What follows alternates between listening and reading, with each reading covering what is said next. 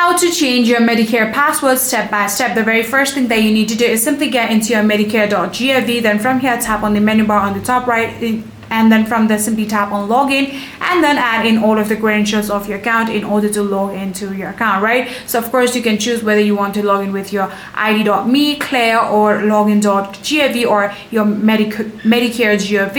By selecting the platform, you can actually tap on the option like right here, where you'll be able to get into your login page, add in your username, and then you can log into your account. After successfully logging into your account, you can now tap on your account name on the top right corner, and then from there you can tap on the account settings option. After tapping on your account settings, you'll actually be able to tap on the edit password option next to your current password.